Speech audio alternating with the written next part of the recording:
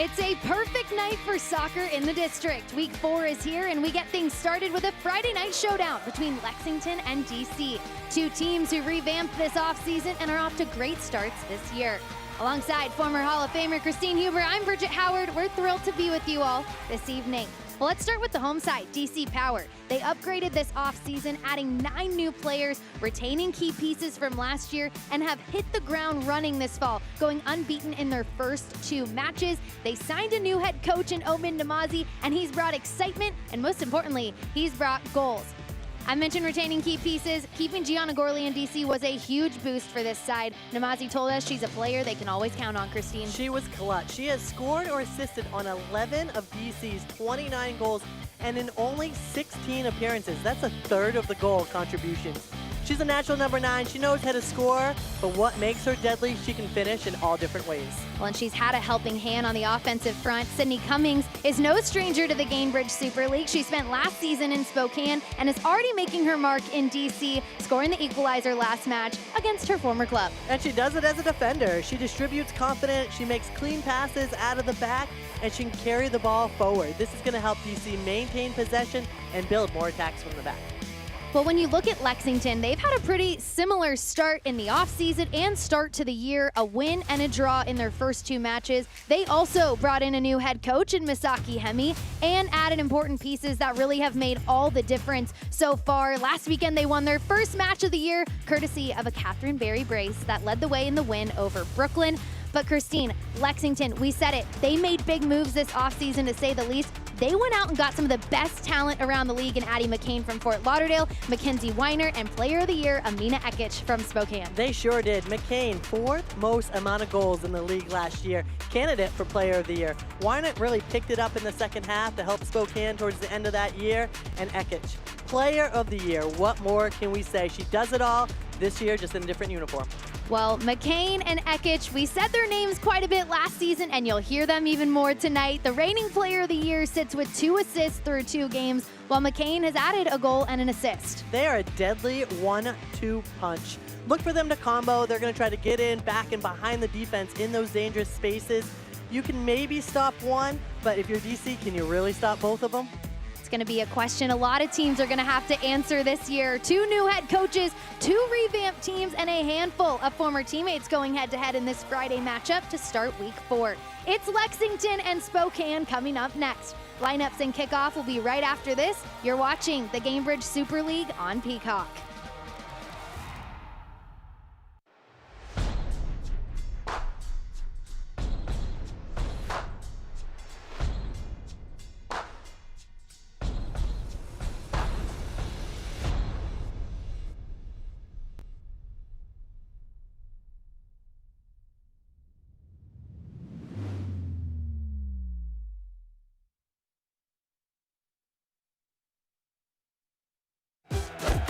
Caitlin Clark, amazing at assists.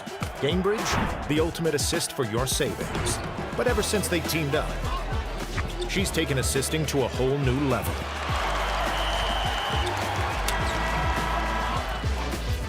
Caitlin Clark, great at assists. Gainbridge, great at assists for your savings.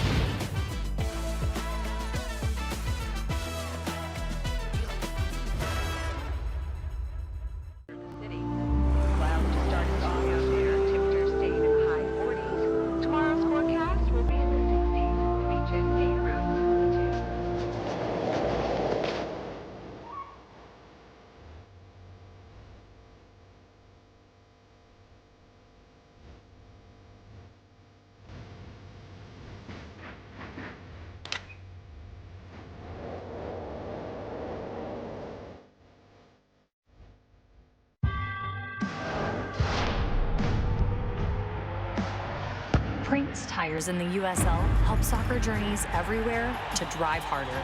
From city playgrounds to suburban sidelines, from early mornings to late nights, from fun with friends to winner takes all, from the biggest fan to the biggest heart. And at every turn, Prince Tires will be there for the long haul. Welcome back to Audi Field. Kickoff coming your way in just a few moments, so let's take a look at the starting lineups. Well, a couple of changes for the home side tonight due to some injuries, Christine. DC is going to start off in a 3-4-3. Constant Bagley are out with injuries this week, so that adds in Duong in the midfield. And just signed this week is Torbert up top. Let's see what she can do today. And we mentioned Cummings and Gorley earlier. Those are two you're going to want to keep an eye on in this one that have made a big impact so far for DC. All right, well, one change for Lexington from their last outing. Maddie Perez gets her first start of the year. She's going to start at outside left back. For Hannah Johnson, she received 2 yellows last game, so unable to play today. You know what? It's basically the same lineup. They're undefeated. If the wheels on the wagon are not broken, why fix it? Well, Lexington is led by a new head coach this year in Misaki Hemi, otherwise known as Mac around the league. He comes to Lexington from a successful stint as the interim for the Chicago Stars in the NWSL, a Tokyo, Japan native, and really has built a career that reflects both global perspective and just his deep roots in the game, a welcomed addition to this Lexington club. And then when you look at DC Power, they also have a new head coach this year. So 2 new head coaches going at it in this one tonight, 2 revamped teams. And there's a look at Lexington, and normally we see them in green. No, tonight we get the cotton candy uniforms, I think we're gonna call them, Cotton and the candy, pink and the blue. tie-dye, pink, purple, and blue. And there's a look at the new head coach for DC Power, Omid Namazi, 26 years of head coaching pedigree from the NWSL, WUSA, WPS, and USL Championship leagues. He's picked up 4 points for this team so far this year and been a welcomed addition as well to DC. Well, it's a gorgeous 77 degrees, partly cloudy in DC this evening. A great night for soccer, and we are underway from Audi Field.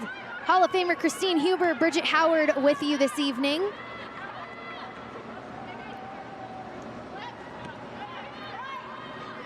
Our head official tonight is Caitlin Trowbridge.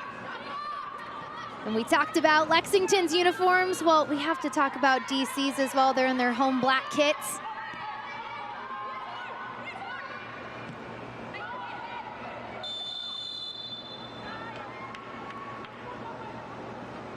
A quick offside called. Paige will reset. She comes to DC as one of those new additions, joining from Tampa Bay, the reigning Super League champions.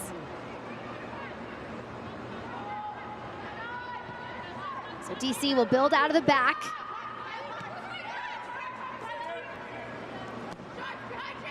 Fitch plays it forward, turns it over to Lexington. Almer plays it out of bounds. Fitch on that right side, we're going to see her move up and really get involved in that offensive attack. I think she switched back in the defense a little bit today just because of the missing players. Yeah, Susanna Fitch making her 3rd start, played over 2,500 minutes last season for DC. Namazi told us she's just one of those reliable players, leads by example, constantly working.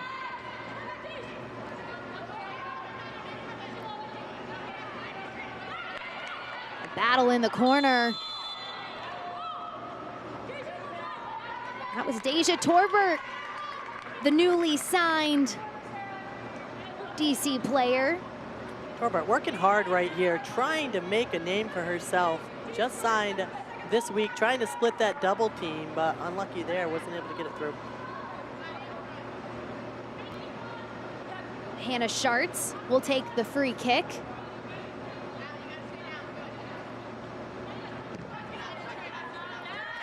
And sends it directly out of bounds. We mentioned it from the start, both teams undefeated so far this year.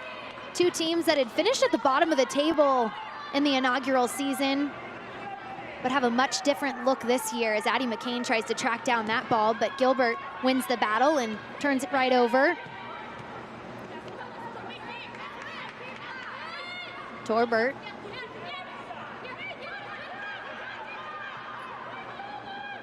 And even though both teams finished at the bottom of the table last year, you could tell by the end of the season, once they were eliminated from playoffs, they didn't just stop playing. They were already starting the rebuilding factor, already working with players, working on bringing new players. And as you see so far this year, I mean, just completely new squads, just stepping it up. In our conversation this week with Omin Namazi, I asked him, what was the common message you heard from these players when you came in this year? And he said they wanted a specific style of play. This ball slotted through to McCain, picked off by Page, and a tangle of the legs in favor of DC. Addie McCain, one of those players you do not want to allow any space to in the box. She had the 4th most goals in the league last year. Was an all-league first-team selection. You see how dangerous she is with her runs, getting behind the defense. She times it perfectly with her midfielders. And I like that duo now of Addie McCain and Catherine Berry. They work really nicely off of one another.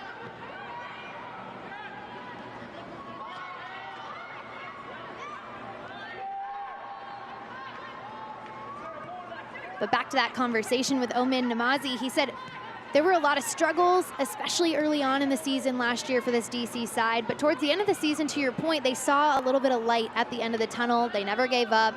They honestly were playing spoiler a little bit to a couple of teams who were in the playoff race. But the players just wanted an identity and a specific style of play. And you're going to see that this year with this DC team. They want to dominate in possession, establish tempo, really control the pace of the game. That's the ultimate goal.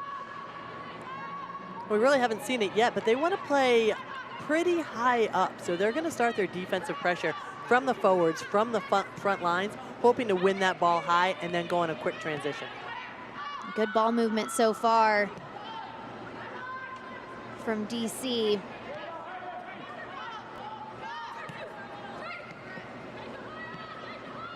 Fitch plays it up to Gorley. Deflection lands at the feet of Theoret.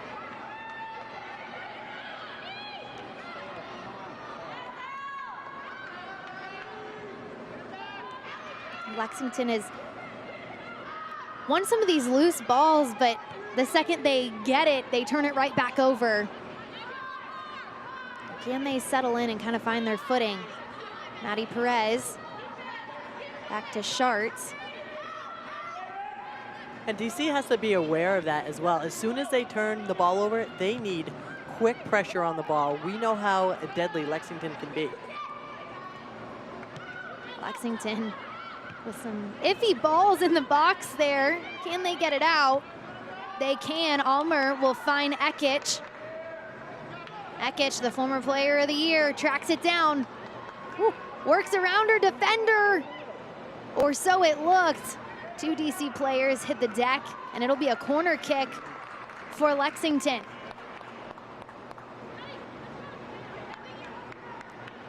And Ekic trying to make the speed move behind the defenders in the box.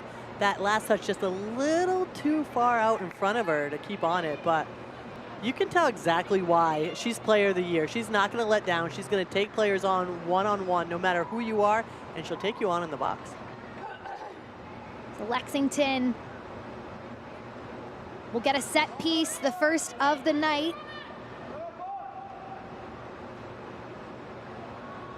4 of Amina Ekic's 10 goals from last season were off of corner kicks. Can she do it again? Ball played in, punched out by Aquino.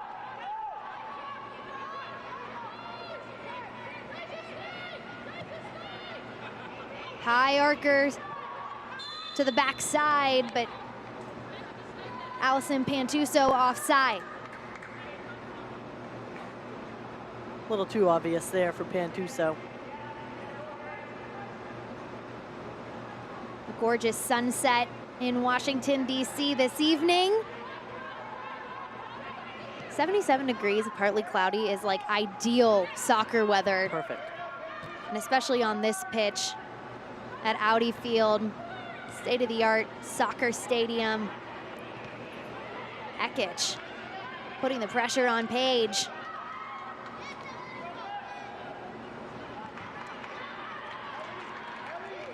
Good effort on the far side from Melissa Bourgeois, one of those players that also came over from Spokane. Last season, she had 2 assists.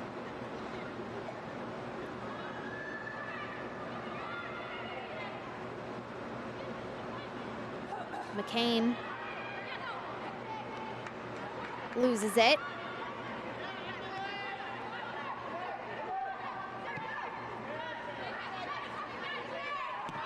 This right side has always been successful for DC with Susanna Fitch. She does a great job distributing, and you're gonna see them work a lot on this right side, but Namazi told us we also want to get it working on the left side as well, so look to see them switching the point of attack.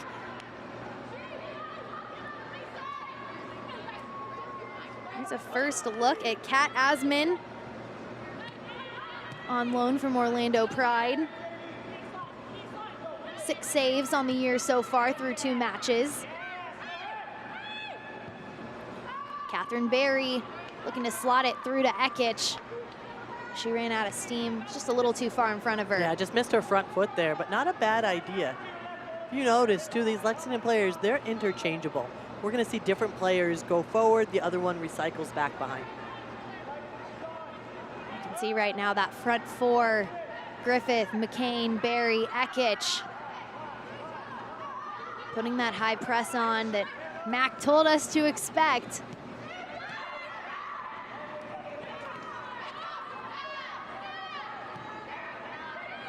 We know both teams love to possess. That's part of their game plan. But now can they possess with purpose and get forward?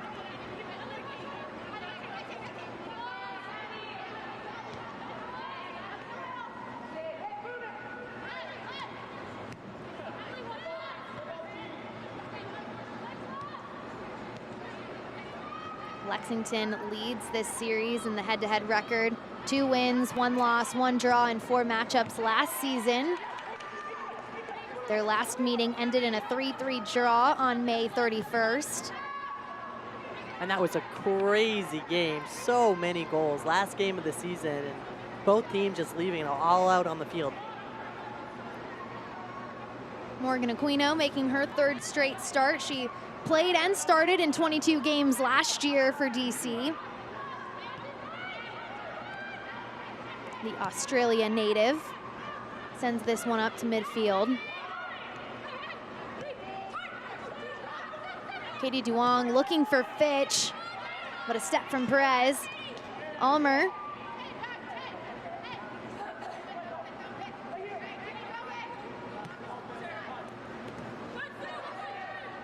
This offseason was such a fascinating one in the Gainbridge Super League because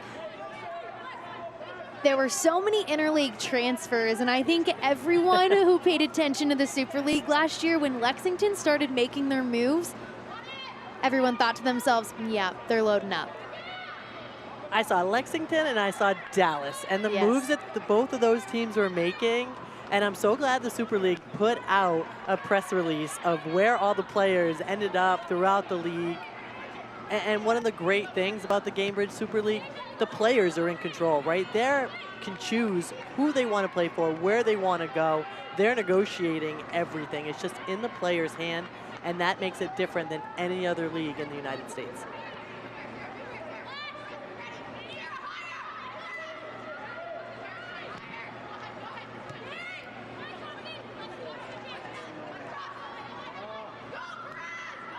Torbert out to Fitch.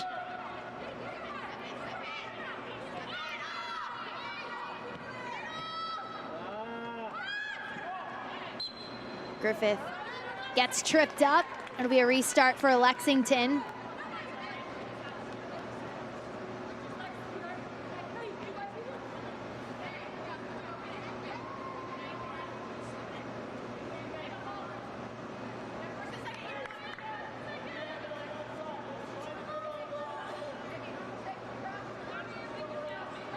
Asman will take the kick as Lexington presses high.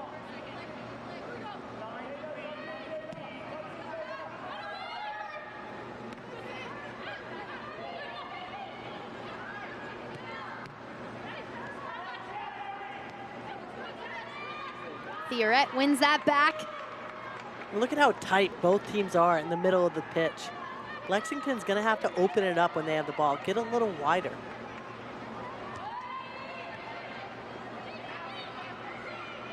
Ekich with the moves. Finds McCain. Ball sent towards the backside. Fitch heads it. Barry was there, and it just deflects off the outside of her boot.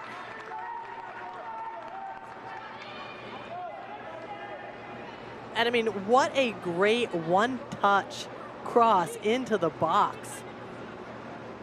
And just a miss hit. I mean, that's a tough ball to get a strike on target. You have to time that, and you see that spin. She's trying to just lace that. That build-up started with a nice ball out to Alyssa Bourgeois. We said it earlier, she had 2 assists last year with Spokane. And that's a tough service in. One touch like that, putting it on a platter.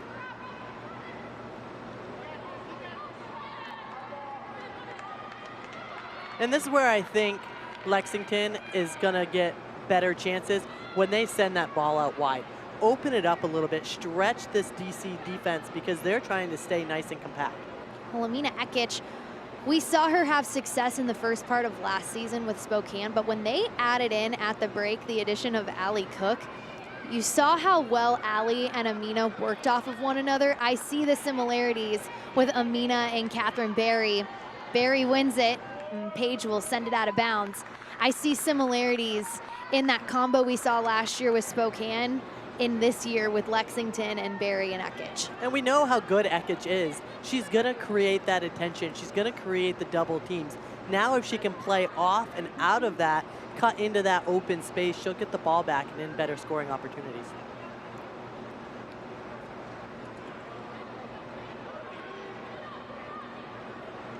So a throw-in coming for Lexington.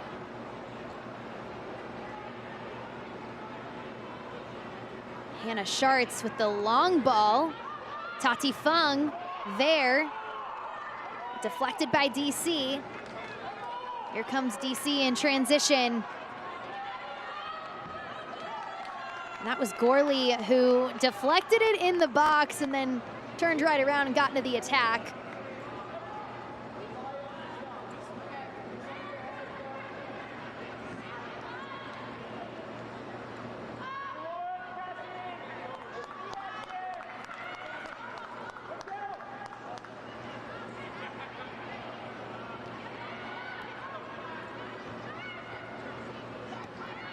Fung resets, sends it backwards to Schartz.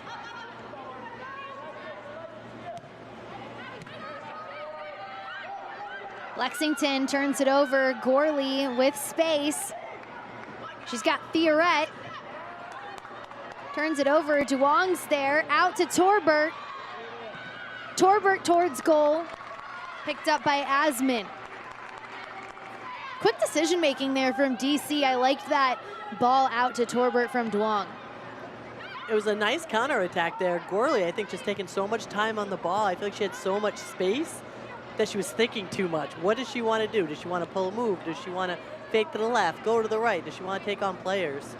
She's just make those decisions a little faster. Get that ball out from under her feet. As a former forward yourself, is that more of a hold up waiting for assistance? If I'm coaching Gorley, I'm telling her, go at the defense. Go at them. Anytime you're one-on-one in the center of the pitch, in front of the goal like that, take them on. That's what you're getting paid the big bucks to do.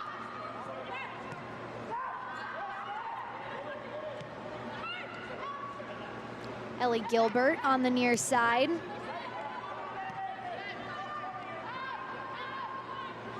Former Georgia Bulldog. There are quite a few Bulldogs in this matchup this evening. You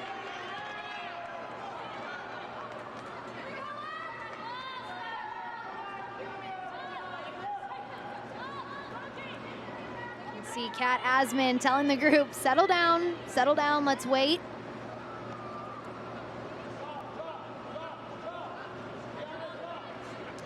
Select is the official matchball supplier of the Gainbridge Super League and many elite leagues throughout Europe. Visit us.select-sport.com for the latest Select products, specials, and more. Select, the player's choice.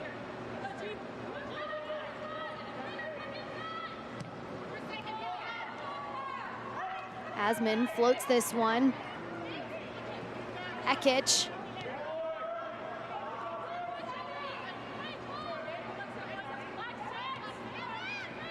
can see right here, Lexington needs to get wider. Get your heels on the sidelines.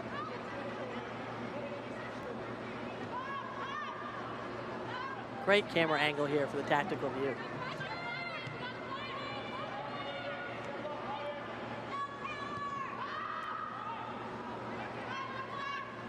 Trying to play direct, lands at the feet of Aquino, and now DC will build out of the back.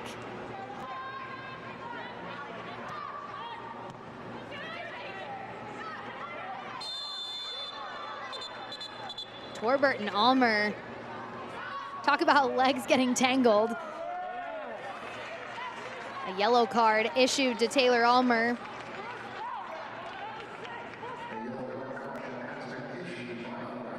Torbert getting into it again. She's here to play. She's here to be aggressive. Dangerous play there by Alma. She almost got some cleats up in Torbert's face. Lucky that both players got up from that. It looked a little worse on the replay. The replay made it worse. Susanna Fitch gets it at the end line, plays it across the box. Lexington clears it. Barry settles. McCain there and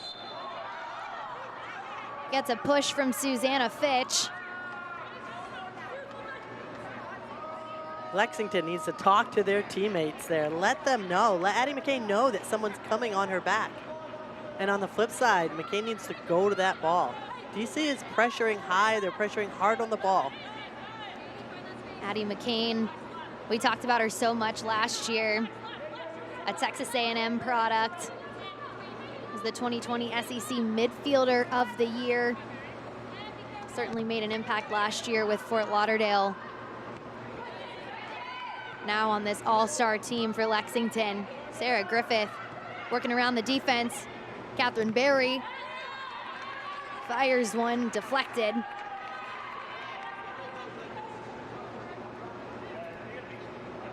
We see the possession there.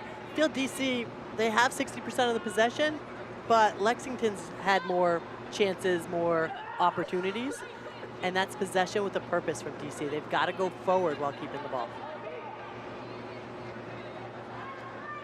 Schartz set to take the throw in. And you can see where this Lexington group lines up. They're going to utilize that long throw in from her. Barry there, sent towards goal and just goes wide.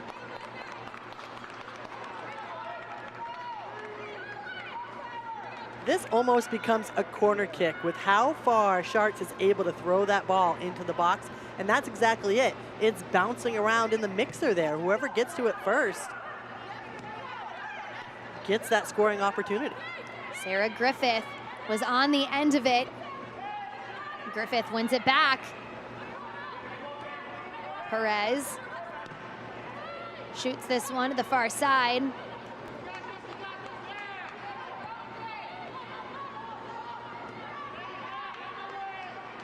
DC, their defense not making it easy or allowing really any time for Lexington to make decisions. That was something Namazi talked to us about. He wanted this group to be more aggressive, win those 1v1 battles, and just show some more fight. And that's exactly it there, right? Put the pressure on the ball.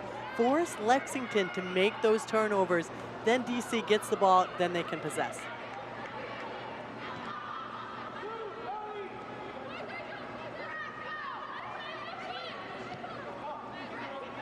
Cummings flips it out to Gilbert. Somehow DC keeps it in their possession.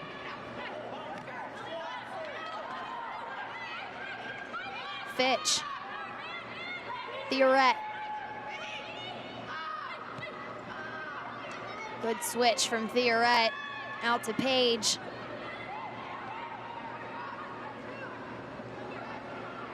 Bedoya, former Carolina Ascent player. A nice split of the defense there.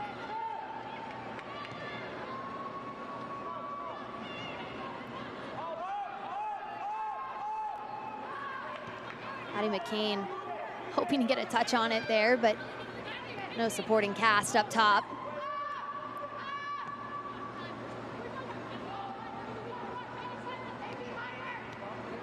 Lexington playing with this high defensive line right now, so everything's going to be really tight and compact vertically in the midfield. It's really important for the DC forwards now. They need to make their runs horizontally. If they run at all straight towards the goal, they're going to be called offside.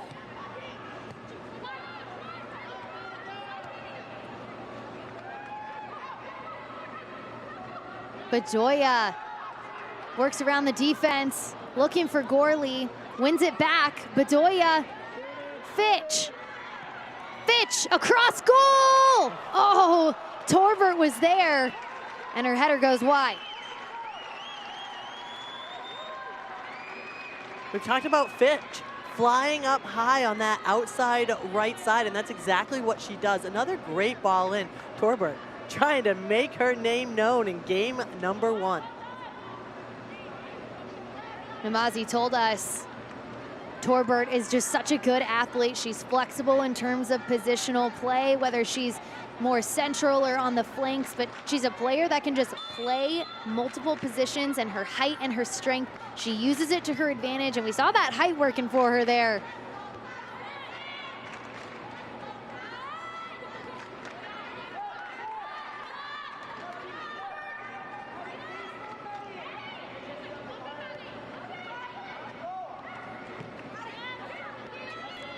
I like what I see out of Torbert so far. She's aggressive, she's getting involved in everything.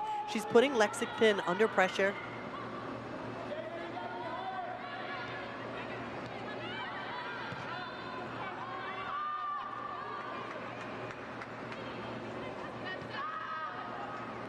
Lexington pretty much forced to play direct right now out of the back with not a lot of options to play through. This ball played towards goal. That was a good rip from Emily Colton. Bedoya to the end line. This ball bounces across the box. McCain picks it up.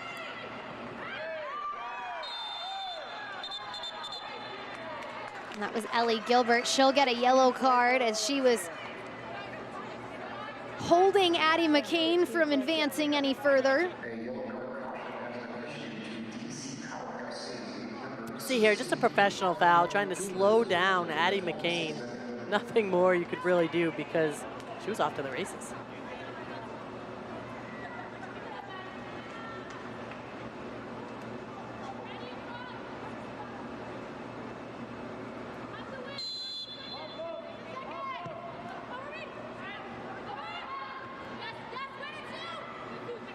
Sarah Griffith and Finch.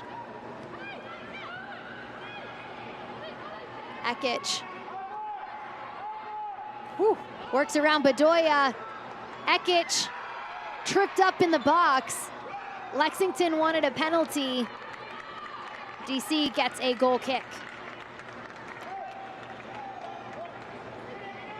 Loving this fancy footwork. I mean, she is just spinning, dancing, twirling on the ball to spin by these defenders. I'm okay with the no call there.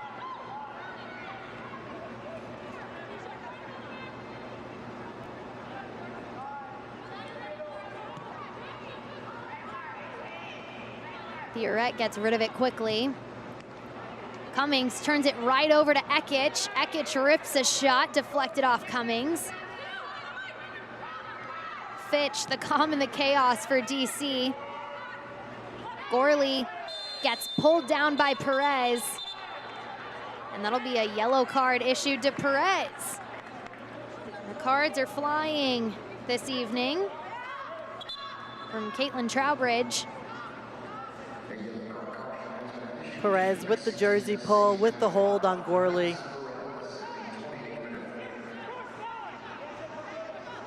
It's like a poker game. There's so many cards out there on the table, huh? You've always got the jokes, Christine. That's why I'm here.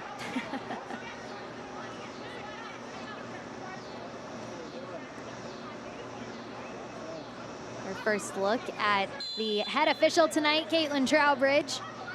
She's been busy. 3 yellow cards issued so far in this first 28 minutes. But fair cards, right? They were all stopping the run of play, professional fouls, pulling the jersey, slowing down the play. Well, in conversations with both of the head coaches for Lexington and DC this week, they both acknowledged how good the other was in transition, right? So in those moments, what do? Professional fouls, slow the run of play. And as we expected, both teams just trying to keep possession. So you know it's going to come from a mistake. Torbert looking for the slot through to Theoret.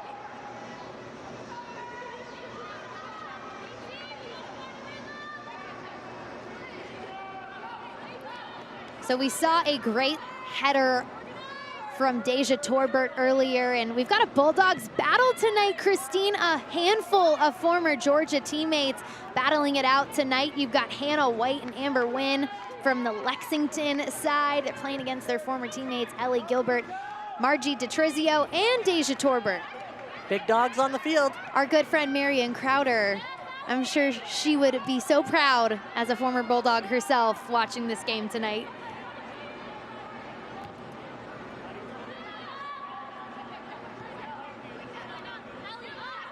We've got college teammates, and we've also got some former teammates as well.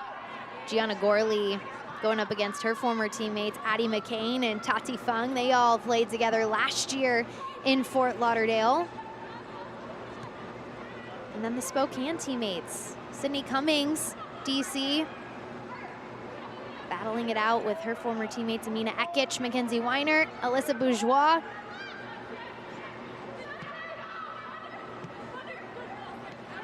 Takes a minute to get used to some of these players in different jerseys, uniforms this year.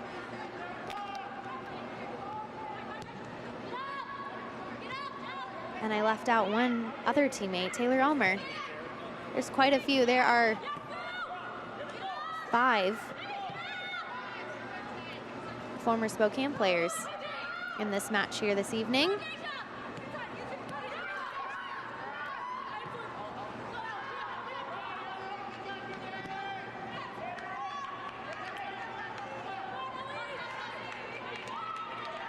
Ellie Gilbert can't stay on her feet. It'll be a throw-in for Lexington as we enter the 31st minute here at Audi Field. Christine Huber, Bridget Howard with you on the call for week 4 in the Gainbridge Super League.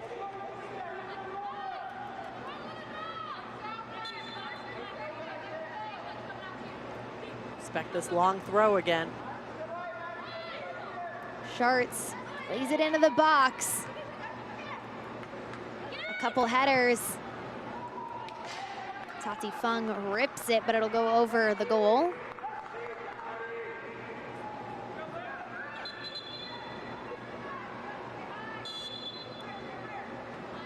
So we've had a couple of chances in this match so far. Christine, as we're a little over halfway through this first half, what are your thoughts for both teams so far? I think for Lexington, they just have to get a little wider, right? We see that DC is in that low, tight block, just staying compact and compressed. So somehow Lexington has to stretch them, get them moving to open up the holes, open up the space.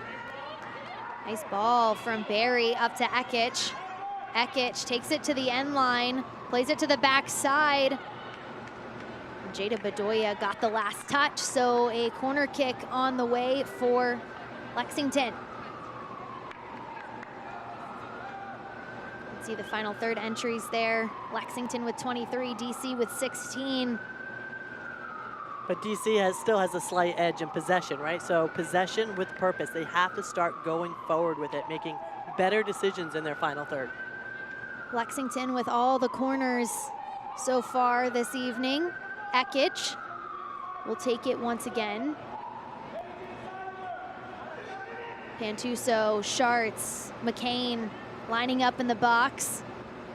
Ekic floats this one, and it never stayed in bounds. Was she going for an Olympico there? We saw one from her last year.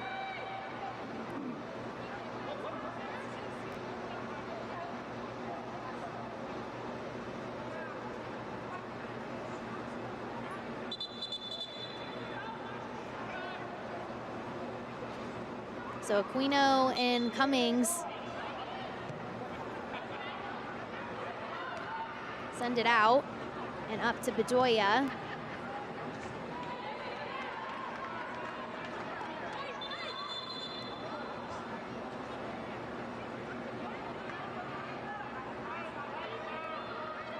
Lexington last weekend picked up their first win of the season versus Brooklyn, and Catherine Berry had the brace, a header with an assist from Addie McCain, and then just great up top play, picking off a defender and taking it herself for the second goal. Kat Asman recorded her first clean sheet of the season, and wild to think that that was the third clean sheet in club history for Lexington. And you know what? Such a big one as well. I mean, last year I felt they just let in so many goals. So for them to come out and get a clean sheet, third in the program history. Well, you say you felt like they scored or they let in a lot of goals. They did. 62 goals conceded last year, but it's hard to even compare the team from last year to what they have to work with now, because it is a completely revamped, new look roster.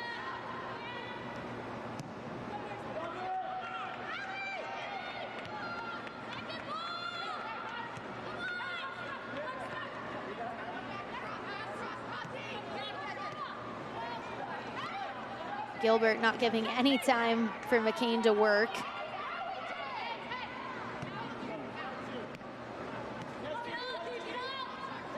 Here's that high pressure from DC. Fitch, so good on the ball, works even harder off the ball, wins this ball back for DC. That's exactly why she was named to the first team last year in the Super League. Just a hard worker. Runs up and down the pitch, doesn't give up on offense or defense. Bedoya floats it up to Page. Pantuso ushers it out of bounds. Pantuso comes to Lexington this year from Brooklyn. Last year she started and played in every minute for Brooklyn. Had 1 goal on the year. She has 1 goal and 1 assist this year. And another familiar face, just different jersey. Ekic. Good defending from DC.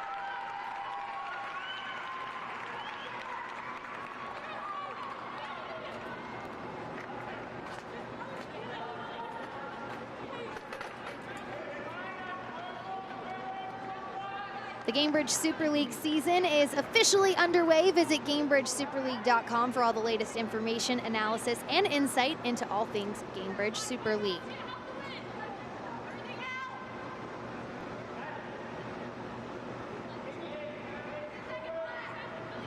Sharts again with the long throw, bounces in the box and just misses that top corner. It was Griffith coming in. These throw-ins have really been Lexington's best opportunities. It's like a corner kick. It's like a set piece. Sharts just able to get that ball into the box and put it in the scrum.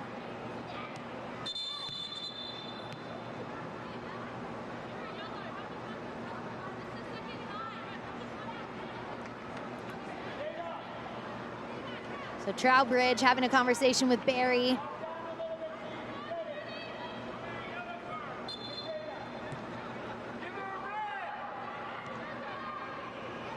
DC taking it up the far side. Bedoya gets tripped up by Bourgeois.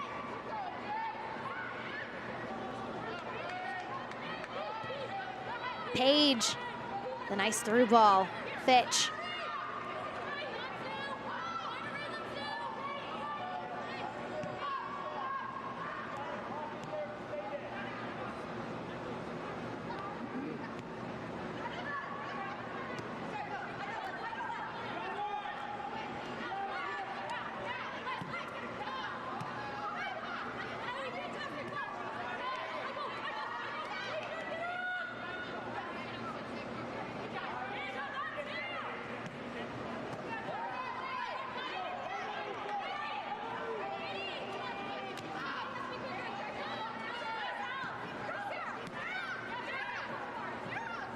Sarah Griffith.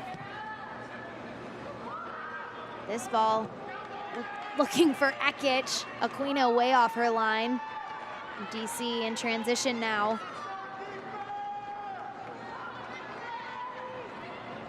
Colton.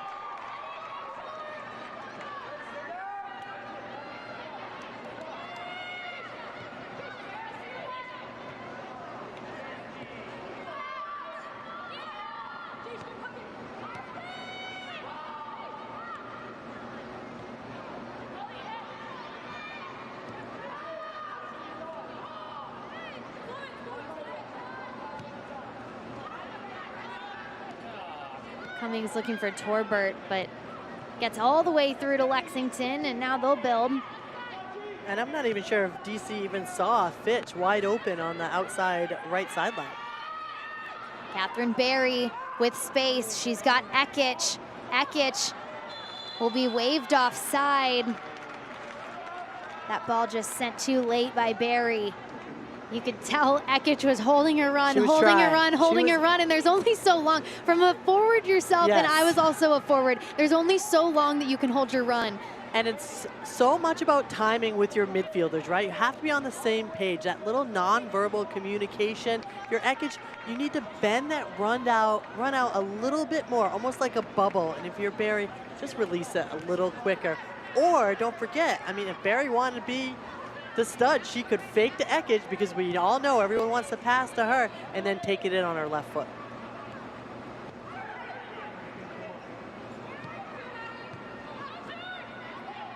Addie McCain steps in, wins it back for Lexington, and turns it right over looking for Griffith. Aquino pressured by Griffith.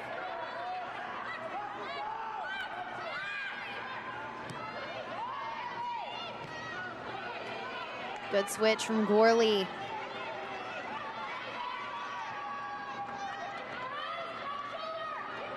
Torbert misses the touch, and it'll roll to Asman. 41st minute now. And I have to say, right, both coaches, both teams, they've really stuck with their game plan, right? They want to keep possession, check. They want to stay tight and compact in defense, check. It's all going to be who's going to make that mistake and which team can capitalize on it. Well, and we heard it from Omin Namazi. He said, if we can dictate the tempo, a lot of times it comes down to winning the battle in the midfield, and we have to win that battle. I think it's been pretty evenly matched, but we've seen some really bright moments from this DC side. Asman, thankfully, high in the box, because Gorley was just steps away from that ball. And you're looking at these rosters now, right? Look at the individual stars they all have. One wrong pass, one wrong dribble, one of those stars is going to take that ball and finish it.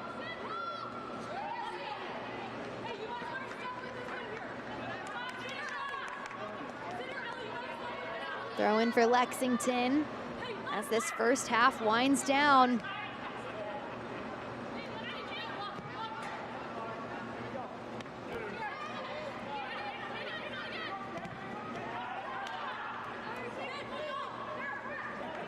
Ekic is just like the Energizer Bunny. She never stops. She just worked her way all the way over from that far side of the pitch, working defensively. And you wouldn't expect anything less for Player of the Year. I mean, there's a reason why she got that. And you see what she does as a forward. You can see what she does as a midfielder. She's able to break lines. She takes players on one-on-one, and she does a great job at distribution. 10 goals, 6 assists last year with Spokane. And Mac told us she knows she's got a target on her back from last year, but what she does for this team, we already know what she can do with the ball individually, but what she also does is she's able to draw 2 defenders, and it allows other players to come alive, which is just as much of a weapon as what she can do with the ball. And you know what I like, what I've seen so far from tonight? She's recognized that. She knows the double's coming, and she's able to split the double. We've seen a lot of times when good players get doubled, they'll just play out of it or turn the ball over. She's actually reading it and still able to beat that double team. That's the sign of a superstar. Another offside call for Lexington. It's a credit to this back line for DC.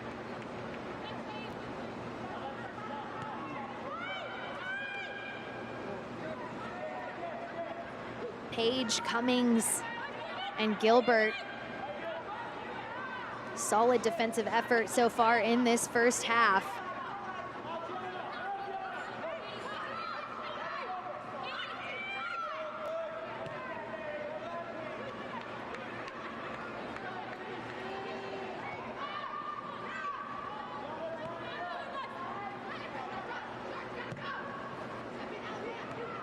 Long ball played forward, turned over.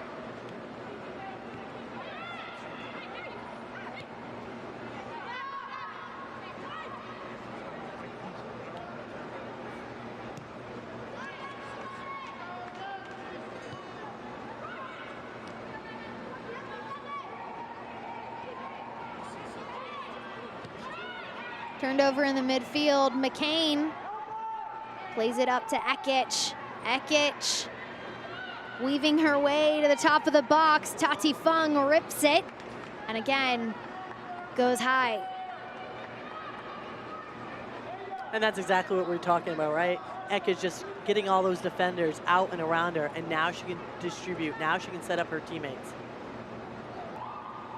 Tati Fung came over from Fort Lauderdale United. Last year only started in 4 games, totaling 466 minutes. Now making her 3rd straight start with Lexington. So seeing a bit of a different role for her here with this side.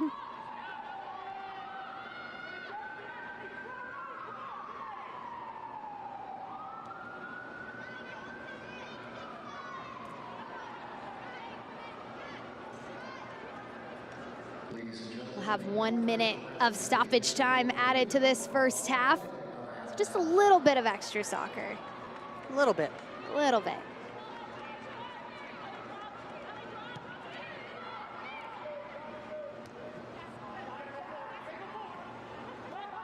You can hear Mac on the sideline. Go forward, go forward.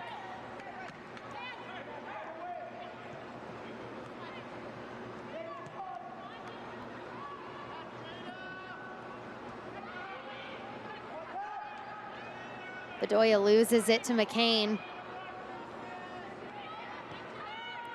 Ulmer splits the midfield.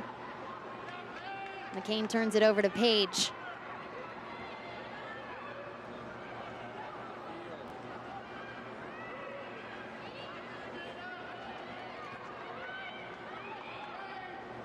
Ekich to Griffith. Griffith with touches.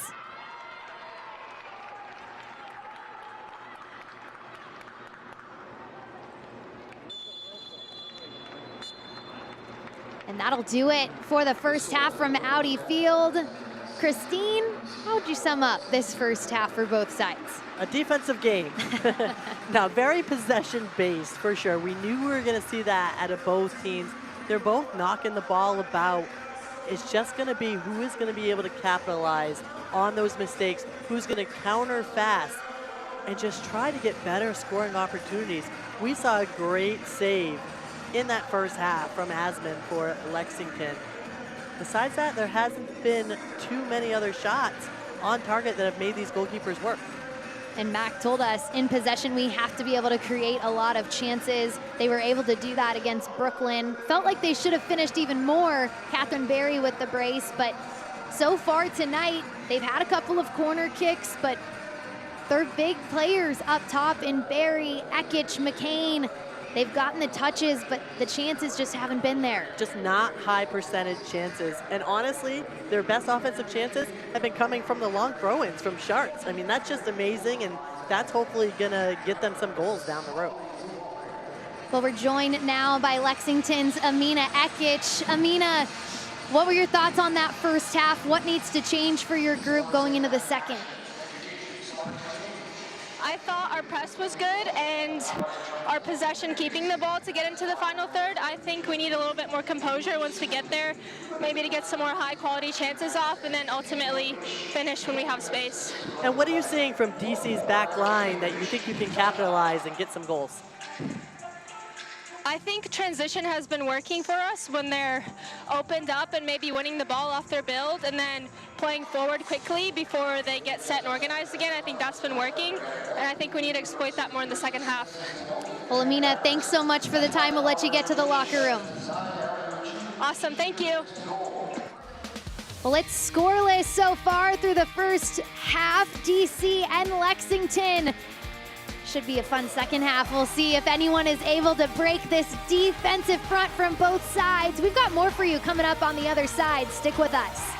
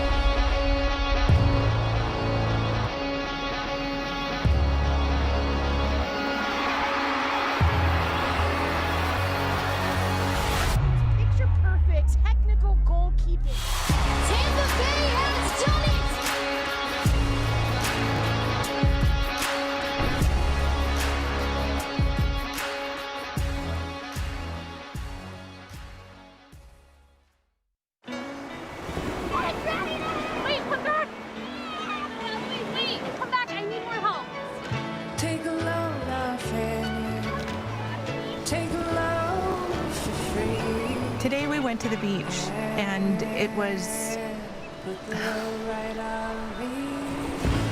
totally worth it.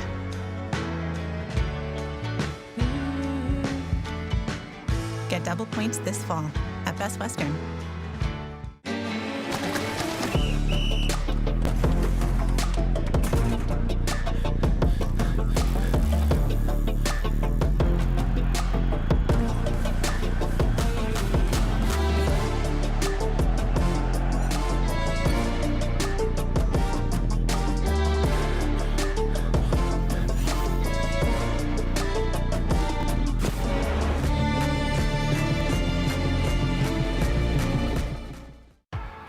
What makes Crystal Geyser Alpine Spring Water unique?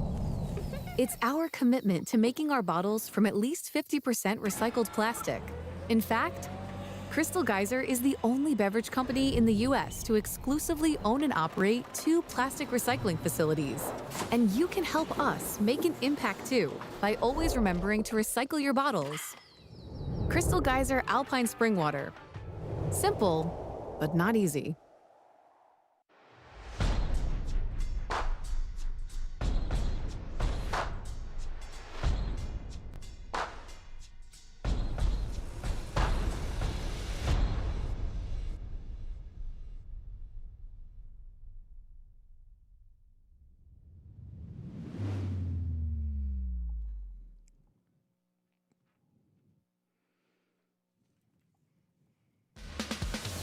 We're back at Audi Field. It's halftime between DC and Lexington as we sit scoreless through the first 45.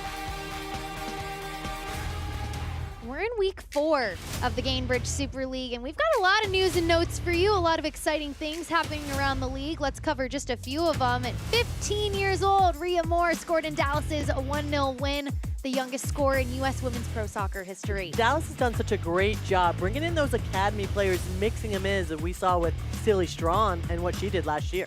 Really a great place to get those early touches and really create a name for yourself here in the Super League. All right, Lexington, they ended an 11-match winless streak after beating Brooklyn at home. Can they keep up their winning ways here this evening? We shall see. And then Fort Lauderdale, they recorded their first victory of the season versus Spokane. Game winner from Ella Simpson.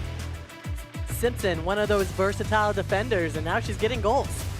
So we're kicking things off for week 4 here tonight from Audi Field. But coming up tomorrow, we'll get Fort Lauderdale against Dallas Trinity at 7:30. And then we got another matchup at 7:30, Jacksonville taking on Carolina Ascent. And then the nightcap, Spokane and Tampa Bay Sun. Any of those excite you? Well, I will be on the Fort Lauderdale Dallas call, so that one's exciting for me. We'll be on site for that one.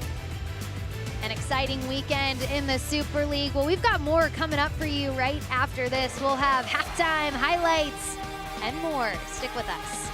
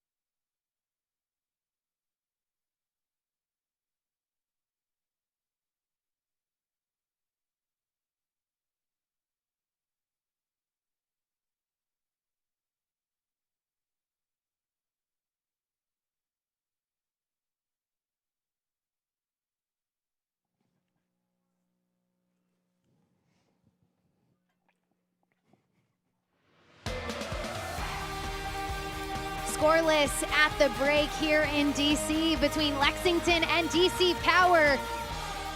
It's been a back and forth affair in this one, but we're gonna highlight the defense because let's be real, there was only one shot on target in this entire first half. We're on the way for another shutout for sure. And DC with the build-up here. I'm impressed with Tolbert. She has been involved in a lot of these offensive attacks for DC, and that just wound up being a deflection that Asma was able to get. I think their best opportunities for Lexington has been these throw-ins off of Shart. I mean, she is throwing it into the mixer. DC, this second half, they cannot allow that ball to bounce in the box because it is going to prove to be trouble. And DC, we talked about them playing in possession. They have to continue now to play possession with a purpose, and this was exactly it. Fitch has been running up and down that outside flank, sending some good balls in, and Torbert just heading that one a bit wide. A handful of the opportunities have come from the flanks, whether it be off of corner kicks, throw-ins, what have you. We'll see if someone can get on the board here in this second half. We've got the second half coming up right after this.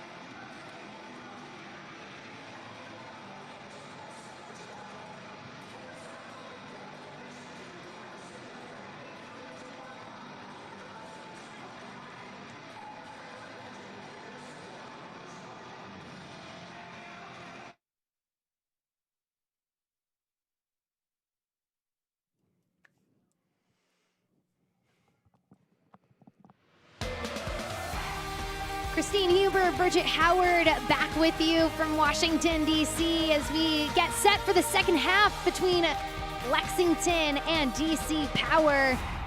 Christine, we talked about it. It was a back and forth affair. Shout out to the defenses, and you can see why we're going to shout out the defenses because of these stats right here. 0-0 in goals. That pretty much explains it right there. 8 shots for Lexington, but none on target, and a lot of that coming off of those throw-ins. Possession leaning in favor of DC Power. They've done a nice job when they've been able to keep the ball and move it quickly in transition. Lexington with 2 corners, but to your point, when we look back at those highlights, a big point we need to mention are those throw-ins from Schartz. They have really created a lot of great looks for this Lexington side. It's really been their best scoring opportunities. I mean, it's such a long throw that it sets up like a corner or a set piece, and it's something opponents are going to have to adjust to. Catherine Berry, Paige, both ready for the start of the second half. Torbert in her debut for DC, signed on September 5th. And here we go. The second half is underway. No substitutions for either side as we enter the second half.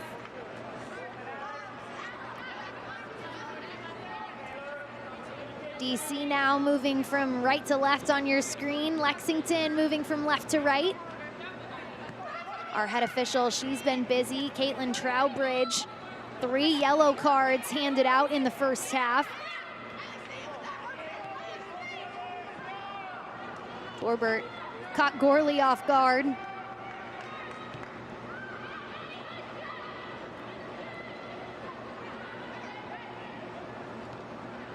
DC sticking with that high pressure.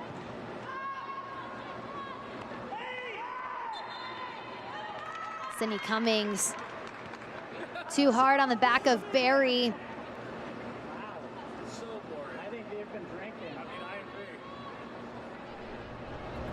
So just inside DC's half of the pitch. It's Lexington getting a free kick. Hannah Schartz on the ball.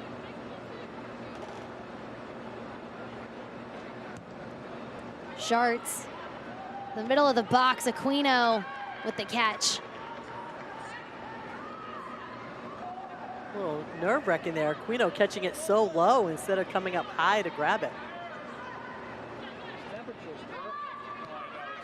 DC not in a hurry to get it out of their box.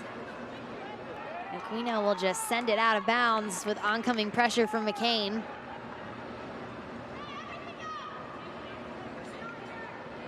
So Schartz, this is where Lexington had a number of opportunities in the first half. It was off of her long throw-ins. Such an asset for this Lexington side.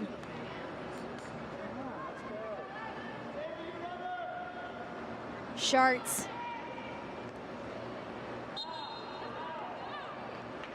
Cummings hit the deck.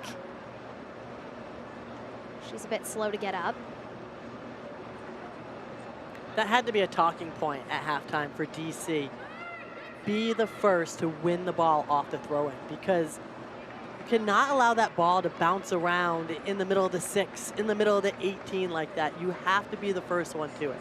We get a look at him here, new head coach for DC, Omid Namazi. That was something he acknowledged in our conversations. The set pieces, they struggled on defensive set pieces last season, and the results went against them because of that. So they've only given up 1 set piece this year. They're getting better and braver, he said. But I can imagine that was certainly a talking point at the break. Gorley wins a corner, the first of the night for DC. And it's crazy to call a throw-in a set piece. But it is when it's that long. When you're going to throw it like that.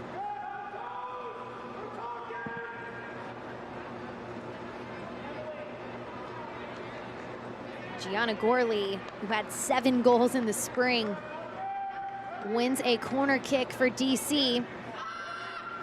Sends it to the top of the box, Duong. They're gonna go short here, and Colton just missed. Will be a goal kick for Lexington. And DC had to go short there because Lexington was pulling up, playing that high line still.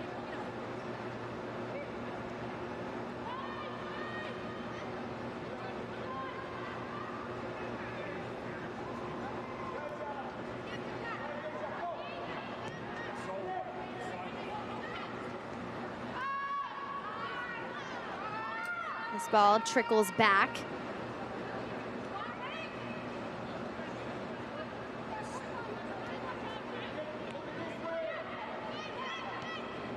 Cummings pushes it forward. Ekic looking to split the legs of Page. Bourgeois. Almer. Played it to Griffith, but defensive work from Colton. Fitch looking for help. Targets Gorley. Gorley stays on her feet. Bedoya on the near side. Using her moves, Bedoya gets around Bourgeois. Torbert, oh, just misses on that far post. How about the work from Bedoya there on that outside flank? You know, a lucky deflection falls back into her feet, but putting in the work, and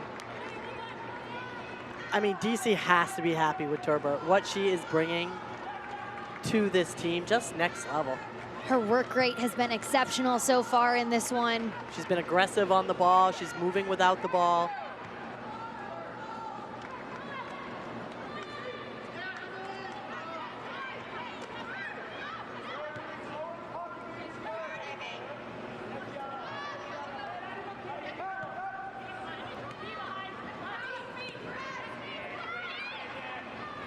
Ekic.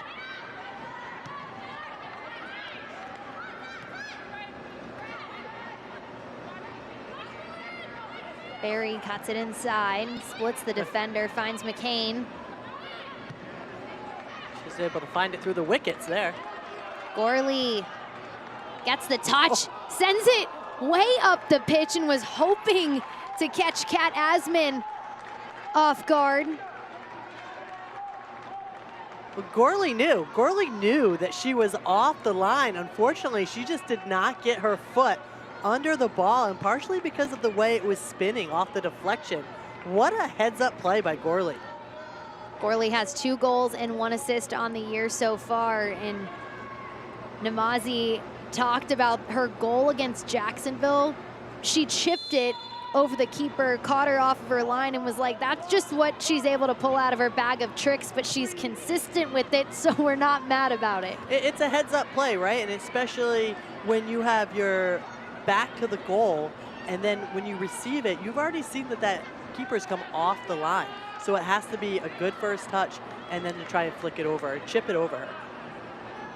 And she's at a great distance, right? Because she's able to chip it up, and it's gonna have enough time to fall in and get into the goal. So Lexington moving it forward. Bourgeois, Fung.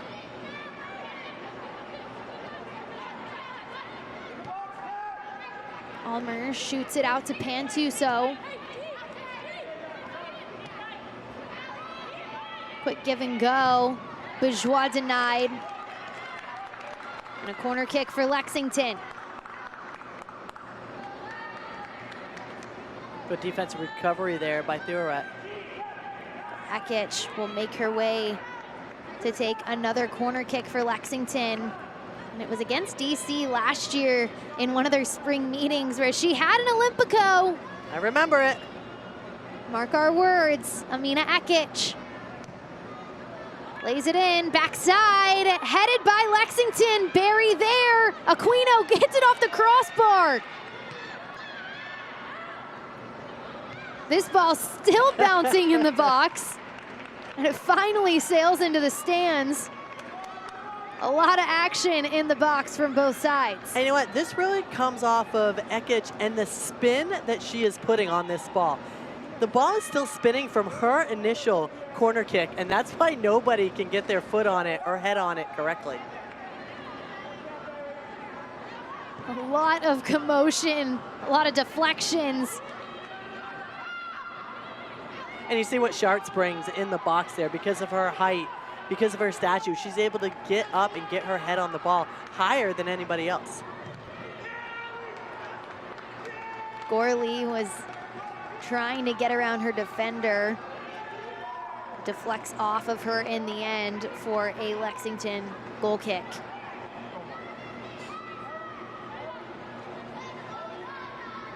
A little bit of frustrating night. I would feel like for Gorley, I don't think she's getting as many touches as she would like.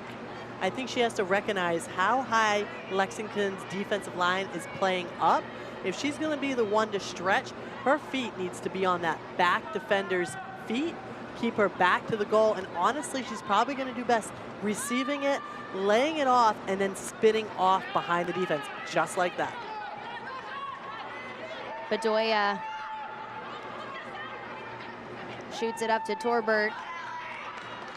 Allison Pantuso cuts that off.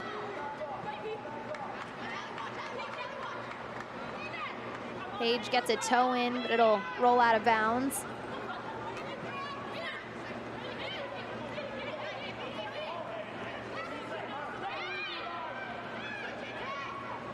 What's interesting about these two teams, they're playing exactly the same, right? They're all fighting for that possession. They all want to keep the ball in the midfield.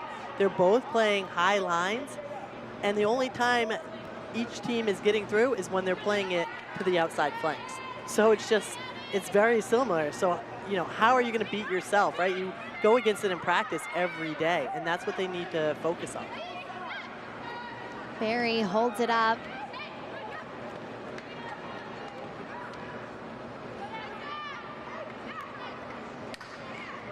Barry on the ball again.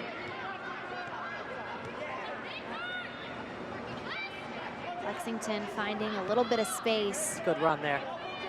Griffith.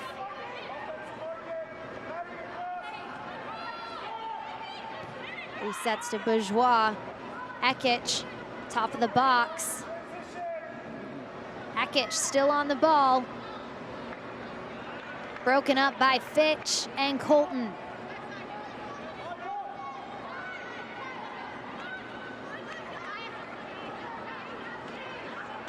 Gorley picks that ball off, denied by Pantuso.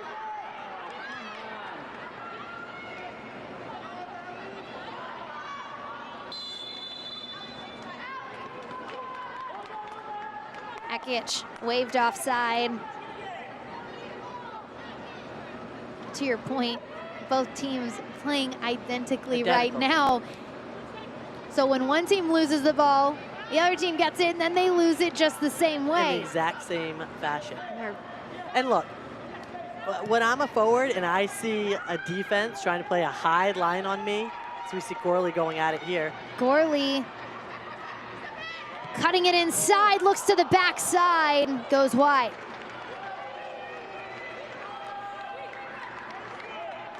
And Gorley, I think, is now recognizing those runs, right? She's recognizing how to get behind that high line. We already talked about the first option, right? Gorley keeps her back and she stretches and goes on the back defender. The second option is to make those horizontal runs, those east to west runs like she just did there, and get that ball into the space. Then the third thing is Gorley stretches, the midfielders need to then drive. Keep the ball at their feet, drive to that last line, the defense, and then lay it off to Gorley. So we've seen one, we've seen two. Can we get those midfielders involved to see three? Right, well, I think the addition of Torbert makes that a little bit easier. Ekich on the far side, plays it to Griffith. Griffith keeps it in bounds. Sent out by DC. Last season, Gorley had to do it herself, and she was able to score 7 goals. But on that replay there, we saw Torbert was on the backside, and there is now that option as well. The addition of Torbert has been really nice in this game. I think once they start to work together more, you're going to start seeing Gorley maybe not go for it herself, but add in that added layer of slotting that ball to Torbert, trying to find her on the backside. It's all about getting those high percentage opportunities. Cummings gets a head on it.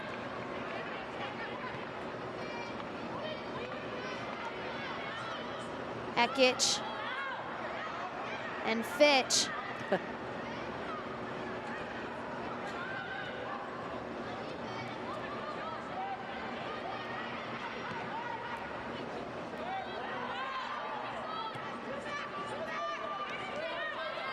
Poor pass, picked off by Bedoya.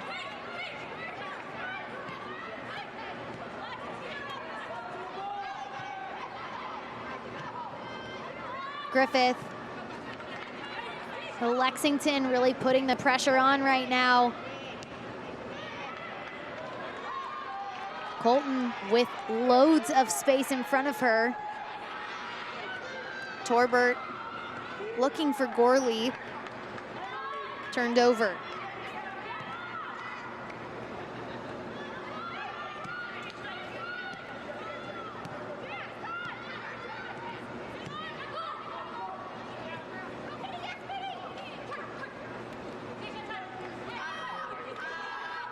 Torbert punches it back.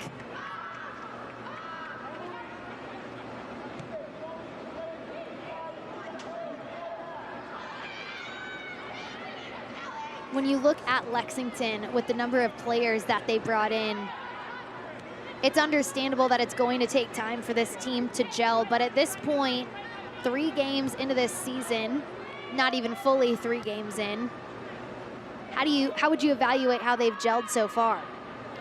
Yeah, I think they've... And I say that as Kat Berry puts the pressure on the defense. That always happens, right? And they've stayed with the basic same lineup that they had last game, minus the yellow cards. Berry to the backside, no one home. Right, they're only missing from their starters was Hannah Johnson.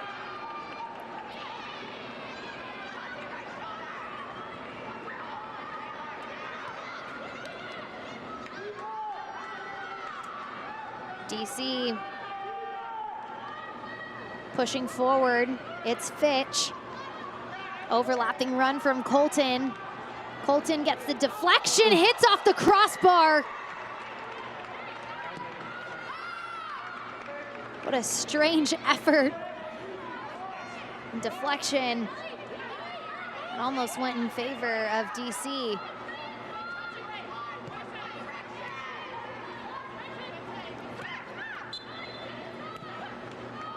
Almer and Fiorette battling it out in the midfield. There's a look back.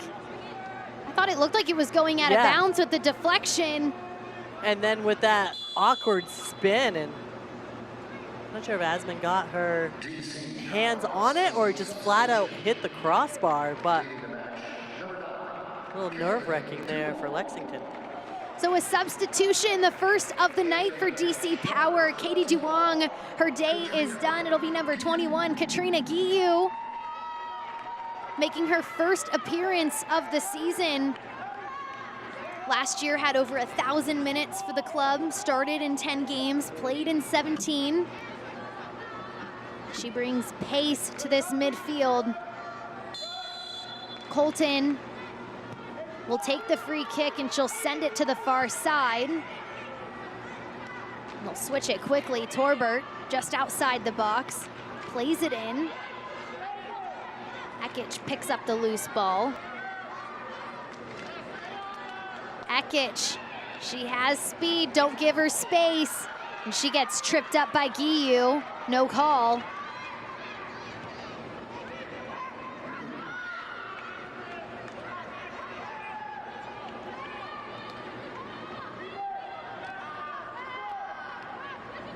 Fiorette has done a nice job in the midfield for DC, one of those new additions this year, making her 3rd start. Griffith. Berry plays it right back to her.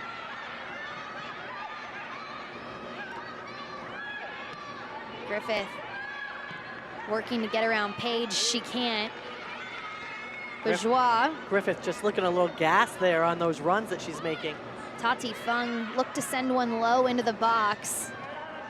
Cut off by DC.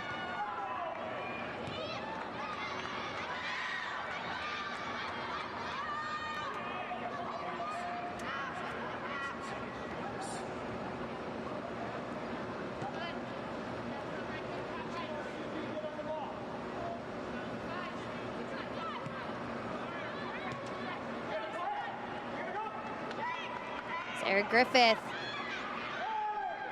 just mistouches that ball. It's that high press for Lexington, asking questions of this DC defense. Guiu, can DC switch it quickly? Bedoya. Nice tackle. Bedoya gets the touch. No call. Guiu up to Colton. Colton will play it out wide. It's Fitch towards goal off the crossbar.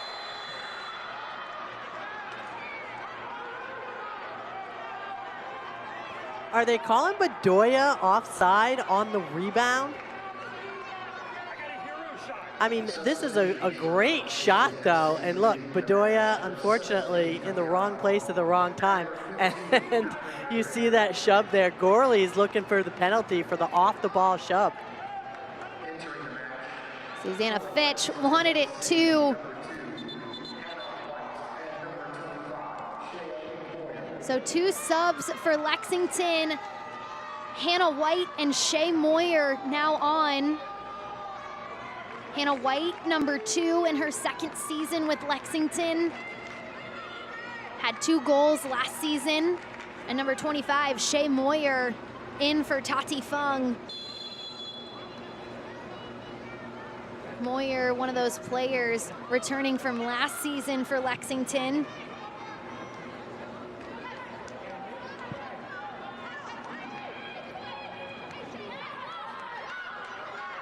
Here comes DC, Fiorette. Holding it up, finds Bedoya. Bedoya, poor touch, turns it over to Lexington.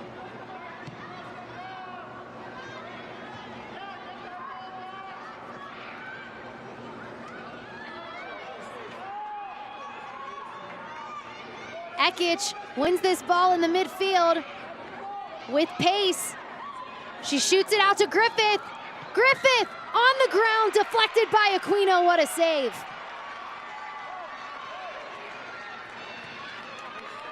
Both teams starting to catch fire offensively in the 67th minute here at Audi Field.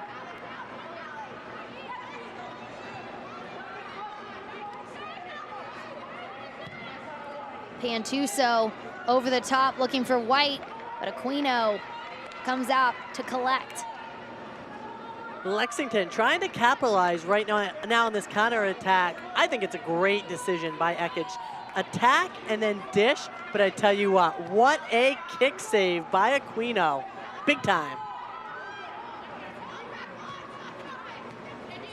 Aquino started in 22 games last year for DC, allowed 29 goals.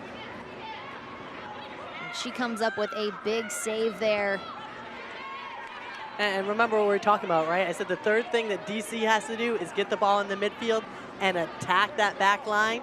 We know they're both playing the same, and that's exactly what Ekic did for Lexington. She got the ball in the midfield, she got the ball at the counterattack, and just on the dribble, attacked that back line and then dished it off. McCain searching for Griffith. Lexington has had players in the right spaces, but just not enough movement, it has seemed, in some of these moments.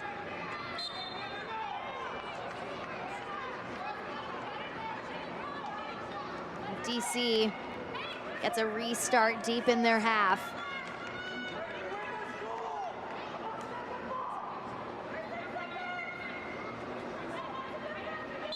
Stay up to date with the Gamebridge Super League. Sign up for the Super Newsletter. Get news about your favorite team and stories from around the league delivered directly to your inbox weekly. Sign up at GamebridgeSuperLeague.com/newsletter.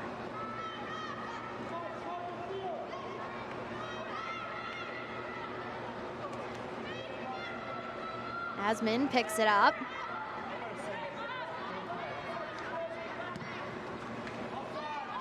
Pantuso over the top to White, gets through.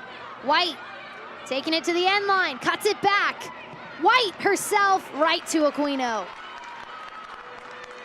So Hannah White, just a couple moments on the pitch so far, and she's been in the attack for Lexington. She has those fresh legs, and what a cutback, cutting it back onto her left foot. Unfortunately, Aquino didn't even have to move. It went right into her hands.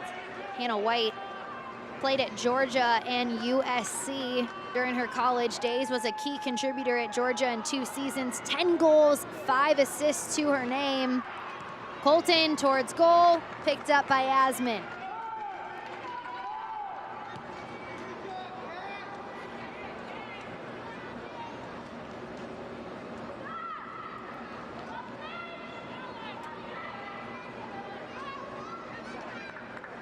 As we approach these last 20 minutes or so, now we're going to start to see legs getting a little tired. Starting to see players running out of gas in the tank. And we're going to see which team's going to be able to capitalize on that, which team can capitalize on that mistake. Torbert, you could see frustrated, didn't have a lot of help there with an outlet.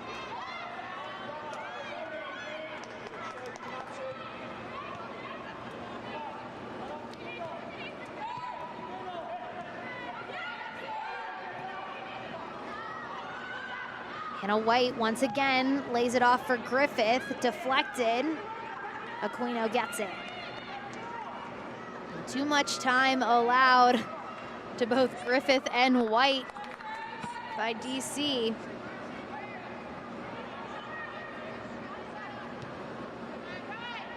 '71st minute in Washington, DC. It's our first week 4 matchup. Lexington and DC scoreless in the second half. Christine Huber, Bridget Howard on the call with you this evening. Torbert looking for the give and go. Theoret quickly redirects Fitch. Fitch towards goal. Deflected. Deflected, and it'll be a corner kick. And Fitch, you know what? I'm tired just watching her because she is up and down. She's everywhere. She's making the correct decisions. And at the last second, it was deflected. Off the head of Hannah Schartz. So we'll get a substitution for DC. Deja Torbert, what a day for her. I'm impressed by her. In her debut for am. DC. It'll be number 30, Loza Abera, coming on for DC. Great game by Torbert. I mean, she just worked hard. She was aggressive. She put herself in dangerous positions. Unable to finish and score, but she was definitely a threat out there. So a corner kick now for DC. A little fake. Ball sent in. Abera there. Gorley cleared out by Lexington. And we know Abera can score. Yes, DC fans will like to know that Loza Abera has scored in both of her last 2 appearances against Lexington, so we'll see if she can keep that trend up here in this second half. Good sub, good coaching adjustment there, putting Loza in, see what she can do. Abera caught fire towards the end of the spring season for DC. She finished the year with 5 goals and 2 assists, was named the Team of the Month for May, and had the 2nd most goals on the team with 5. Griffith plays it on the ground. Ekich there, runs into traffic. McCain lays it off. Griffith, top of the box. Fung. They get it out to Bourgeois. Bourgeois runs right into Abera. Wrong cut. Good defensive work from Loza Abera.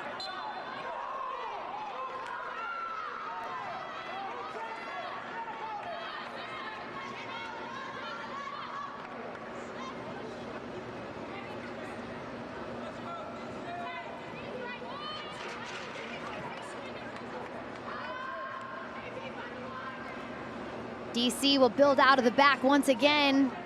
74th minute now at Audi Field.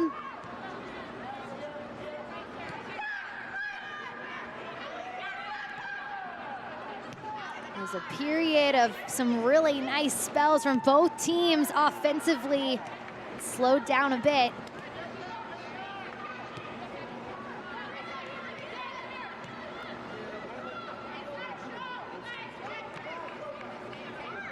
Shea Moyer. This ball gets all the way up to Griffith. She cuts it inside. Griffith rips one towards goal and sails high.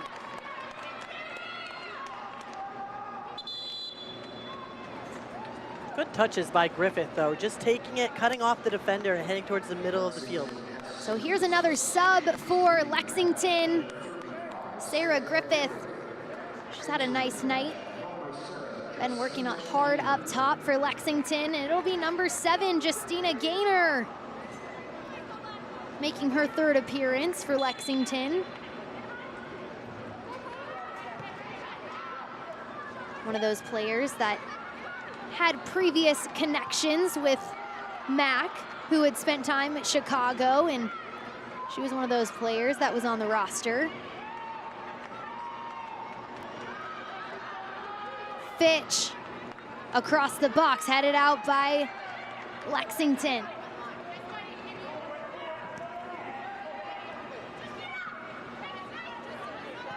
Justina holds it up.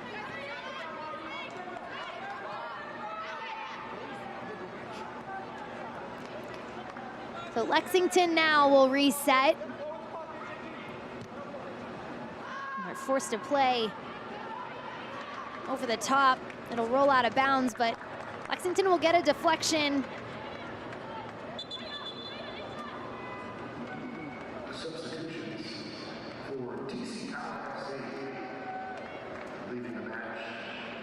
So a couple of substitutions now. There's just a flurry of them. So we'll get Madison Mernon on for number 16, Ellie Gilbert. Number 7, Carly Frilez will take the pitch for Jada Bedoya. And Margie DeTrizio, another Georgia Bulldog, will step on for Gianna Gorley. So all changes to that front 3 for DC.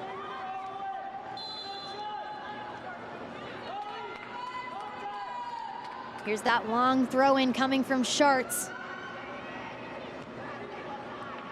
Notice DC has won the last 3 Lexington throw-ins in the box. They have not been flustered. First half, that did not happen. By that long throw.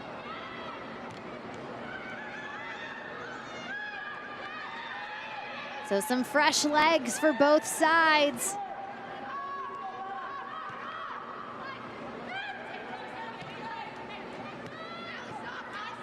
Rivera out to Frilez. Page tracks it down before it goes out of bounds. Nice give and go. Turned right over to Lexington.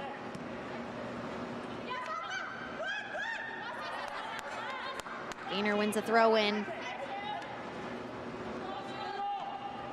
How about that flick from Addie McCain? Unable to find a man.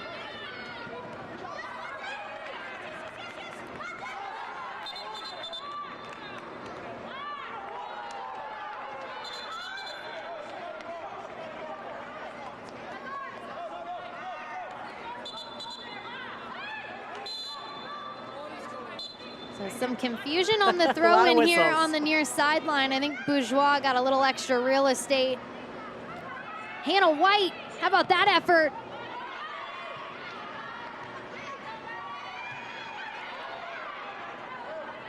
Lexington really picking up the momentum. They're just really driving now DC. They're starting to figure out DC's high pressure and DC's high line. Gaynor. Up to McCain. McCain with the pass up to Gaynor. Denied by Guillou. You're starting to see, I mentioned it earlier, there wasn't a whole lot of movement up top, and Gaynor has brought that for Lexington in the last couple of moments. So it'll be another corner kick for Lexington. Ekich on it again. Watch this spin off of her foot. All played in. Initial touch from DC.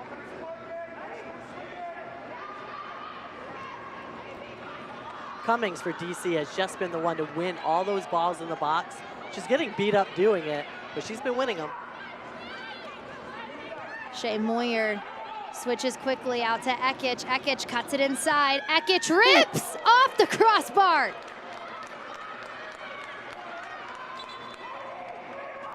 Amina Ekich You cannot give her that much time or space at the top of the box because look what she's able to do. She loves her left foot, and just check out this strike.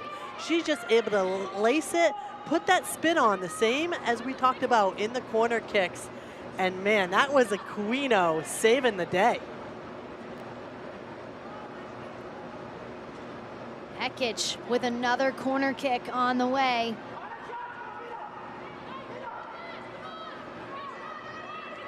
This will probably be an outswinger now on her left foot. Ekic into the box, over Aquino, sent back. Aquino can't collect it, but she finally does.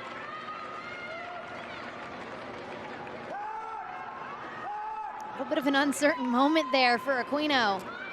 Yeah, and this one, almost a knuckleball spin on it, which just makes it so hard for anyone to keep it on their foot or for Aquino to get it in her hands. White was there, but unable to get a touch on. Here comes DC, Abera. Cutting it inside.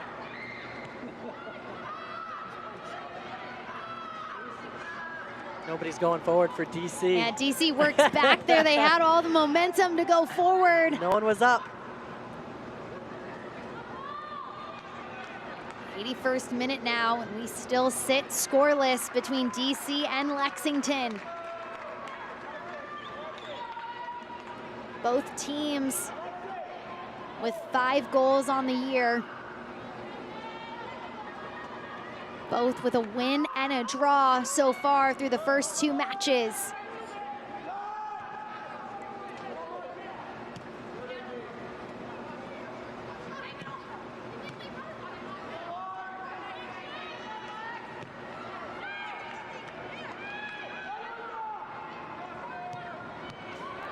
Deflected by Abera. But the positioning of DeTrizio, I think, is what's going to be called offside. We'll get a look back. What do you see here? Let's see what's happening with this, because in theory, off the goalkeeper, she should not be offside. It was the second touch. DC positioned well there. Scary moment. Certainly for Asman. That ball bounces over a couple of players through the central midfield. Lexington wins possession.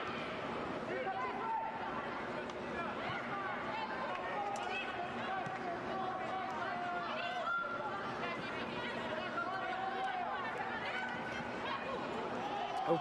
Bourgeois breaking some causing ankles. some commotion.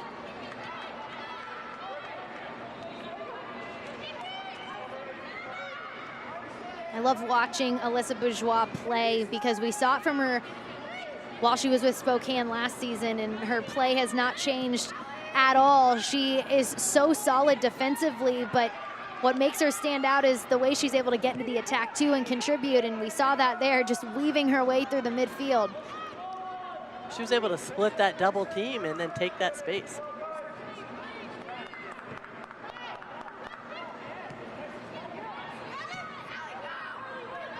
Frilez with the one-touch pass up to DeTrizio. DeTrizio got caught up with her ankle there on the tackle with Pantuso. Ekic slots this ball up to Hannah White. Ooh. Flag stayed down for just a little bit, but Hannah White making the right decisions. And that's the combo plays we were talking about, right? Where they still have to get used to each other. Ekic, White, everyone else on this Lexington squad. But I don't know why DC was letting White just roam so freely. It was a little too close for me. I know they're playing with a high line, but you still have to be aware of her behind you. Hannah White in this second half has been the definition of a game changer. She has come in and ignited the offense for Lexington, but still nothing to show for it in the 84th minute. And she scored against DC back in March. She had 2 goals in the spring season, played in 14 games, started in 12. And she's appeared in both matches this fall, but has yet to make a start. Abera heads it up to DeTrizio. Out to Fitch. Fitch into the box. Abera there, just wide.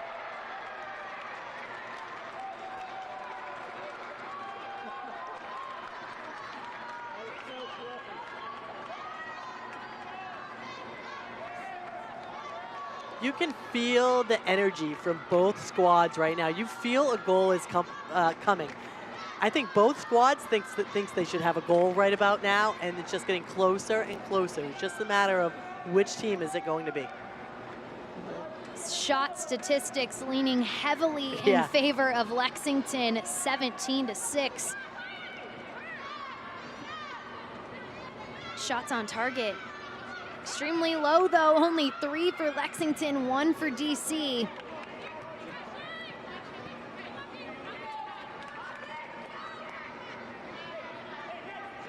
'86th minute.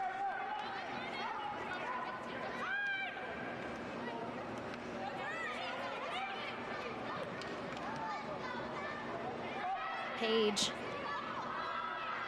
thankfully for DC, picks that ball off. Sent out of bounds by Aquino.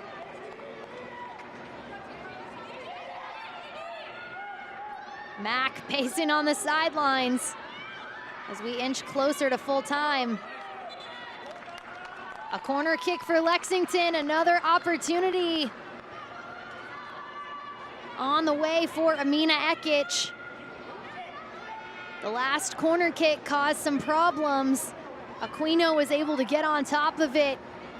But DC allows another opportunity. They struggled on set pieces last season. They've been defensively sound here this evening. Can Lexington break through? Ekic, high arcer, backside, headed out by Cummings, still in the box. Page clears it. Addie McCain will leave it for Hannah Schartz, who we know has the long throw in. Throw it in the mixer.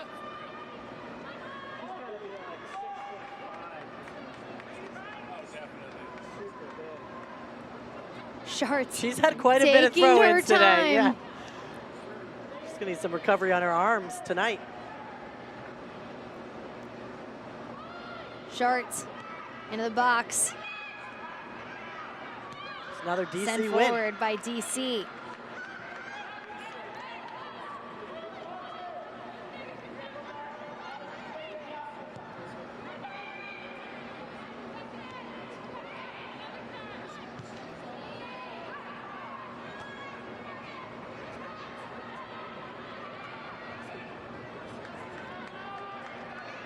Gainer and Fitch on that far side.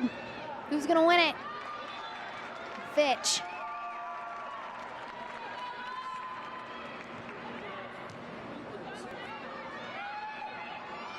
DeTrizio holding it up.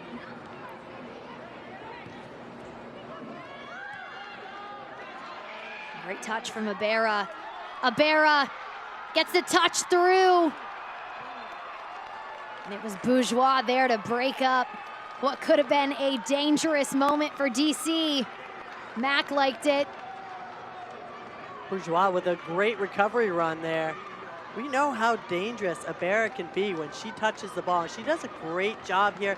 It's that touch that cuts off the defense. That first touch from Abera set her up for so much success. It was beautiful. All right, another fake. Now they'll take it. Colton into the box. DC had initial touch, but not enough power on it. Asman rolls it out to Pantuso.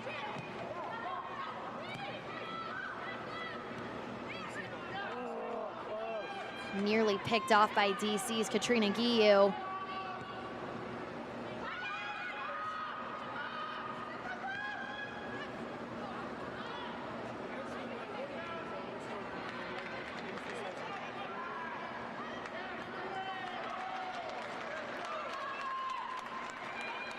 90th minute now between Lexington and DC, the final moments. Both teams have been knocking on the door in these late spells offensively. Colton has been working so hard on that far sideline. Played in 13 games last year. Really making her presence known here this evening.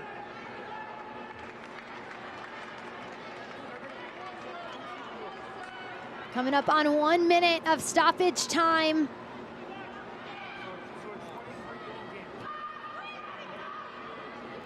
DC with possession. Long ball sent forward. Bourgeois gets her body around it and watches it roll out of bounds. One of the things about the Gamebridge Super League this season, have you noticed how tight all the games have been? There haven't been any blowouts. Correct me if I'm wrong, maybe the biggest has been a 2-goal victory, but I don't even know if that's happened. I mean, every single game is 1-goal margin or tied. It's just so nice to see all 9 teams just be even in the parity throughout the league. Well, and tied even with goals scored, right? We've seen even in the draws so far in the first 2 matches, there still have been goals scored. So they've been exciting matches. Ball played across.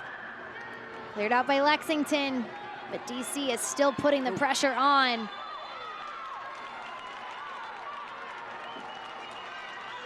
So Gaynor drags down Guillou. It'll be a free kick here for DC.